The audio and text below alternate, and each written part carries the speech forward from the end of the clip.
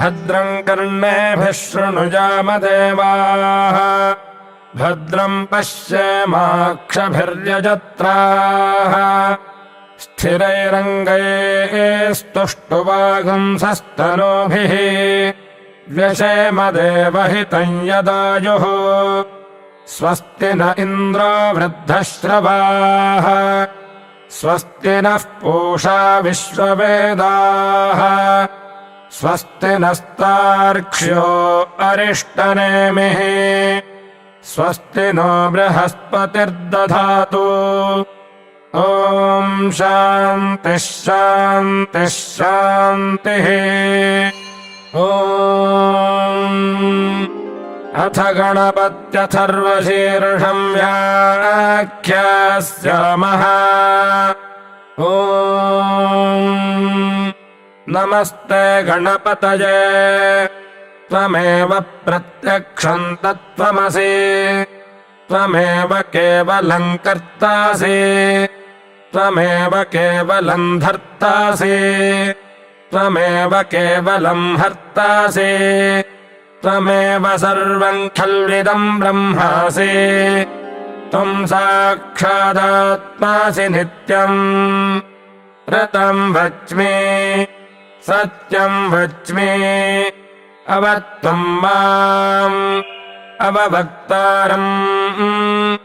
अवश्रोतारम् अवदातारम् अवधातारम् अवानोचानमवशिष्यम् अवपश्चात्तात् अवपुरस्तात् अवोत्तरात्तात् अवदक्षिणात्तात् अवचोर्ध्वात्तात् अवाधरात्तात् सर्वतो मां पाहि पाहि समन्तात् त्वं वाङ्मयस्त्वं चिन्मयः त्वमानन्दमयस्त्वं ब्रह्ममयः त्वं सच्चिदानन्दाद्वितीयोऽसि त्वं प्रत्यक्षं ब्रह्मासि त्वं ज्ञानमयो विज्ञानमयोऽसि सर्वं जगदिदं त्वत्तो जायते सर्वं जगदिदं त्वत्तस्तिष्ठति सर्वं जगदिदं त्वयि सर्वं जगदिदं त्वयि प्रत्येति त्वं भूमिरापो नलो निलो नभः त्वं चत्वारि वाक्पदानि त्वं गुणत्रयातीतः त्वमवस्थात्रयातीतः त्वं देहत्रयातीतः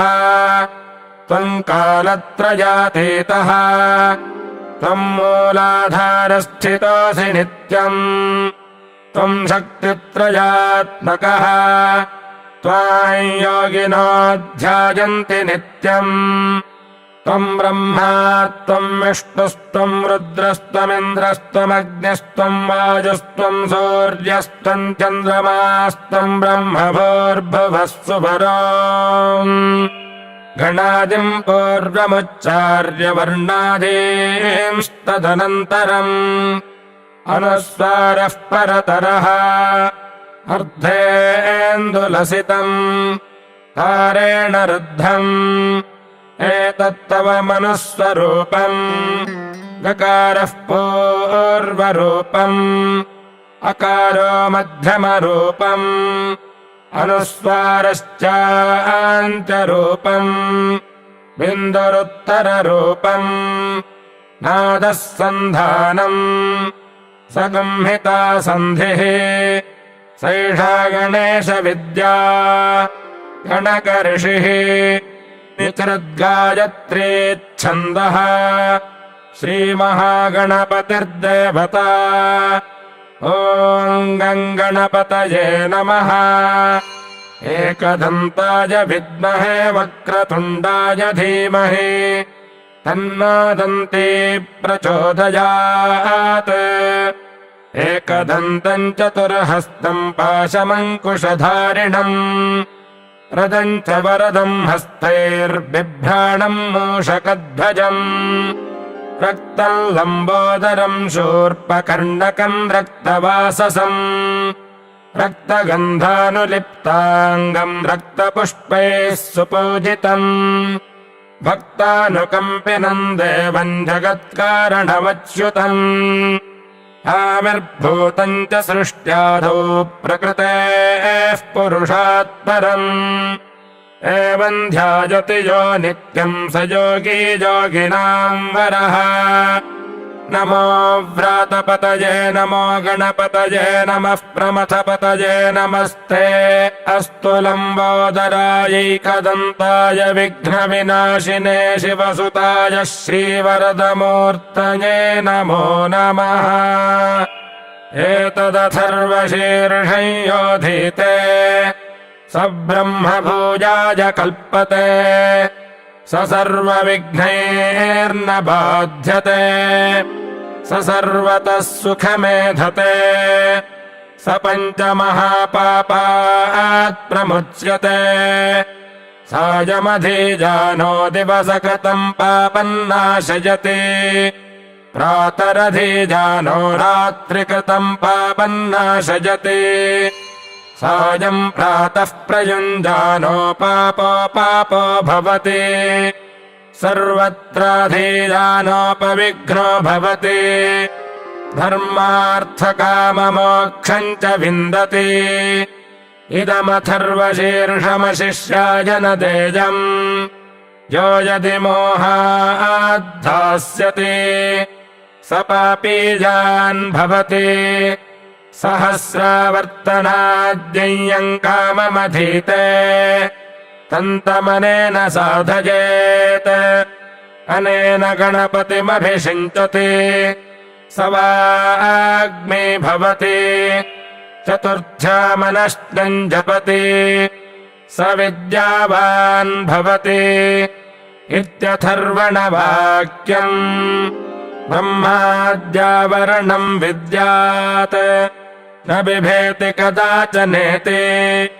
यो दूर्वाङ्कुरैर्यजति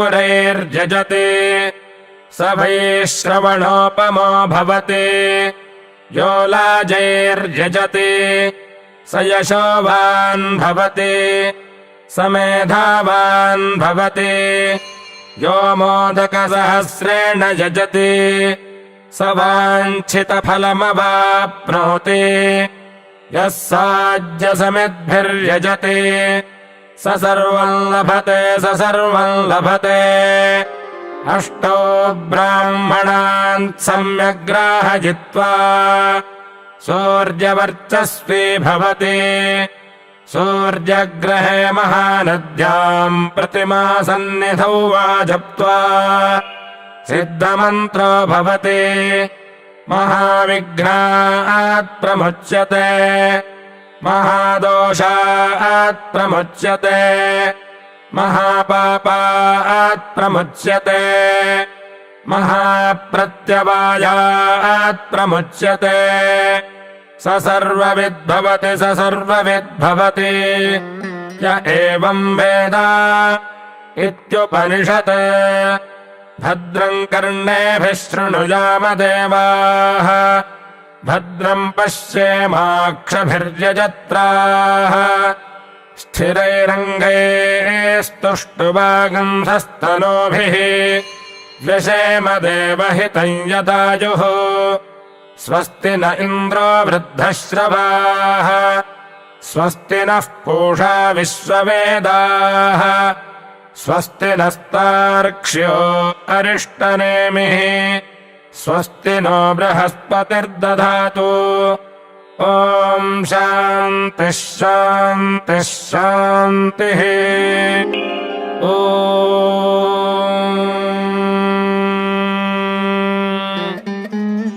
भद्रम् कर्णेभिः शृणुयाम देवाः भद्रम् पश्येमाक्षभिर्यजत्राः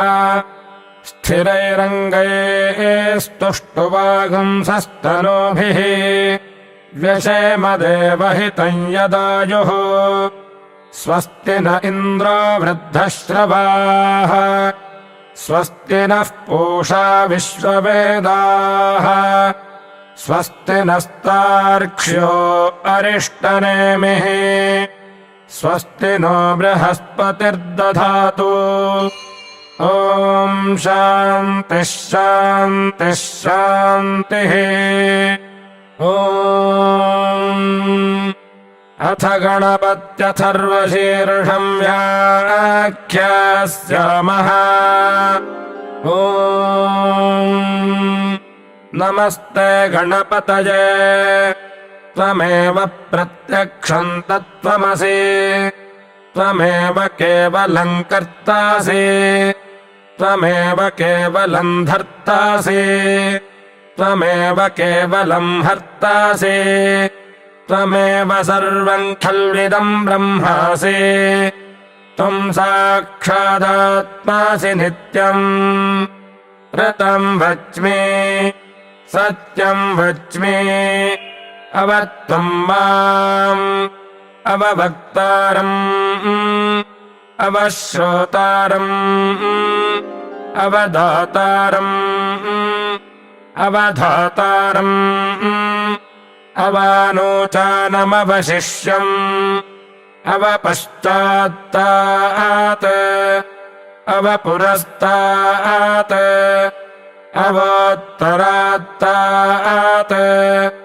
अवदक्षिणात्तात् अवचोर्ध्वात्तात् अवाधरात्तात् सर्वतो मां पाहि पाहि समन्तात् त्वं वाङ्मयस्त्वं चिन्मयः त्वमानन्दमयस्त्वं ब्रह्ममयः त्वं सच्चिदानन्दाद्वितीयोऽसि त्वं प्रत्यक्षं ब्रह्मासि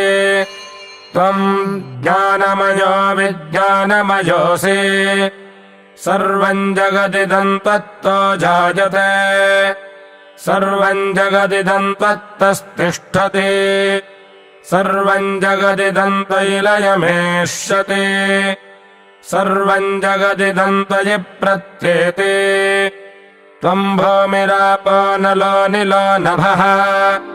त्वं चत्वारि वाक्पदानि त्वं गुणत्रयातीतः त्वमवस्थात्रयातीतः त्वं देहत्रयातीतः त्वं कालत्रयातीतः त्वं मूलाधारस्थितोऽसि नित्यम् त्वं शक्तित्रयात्मकः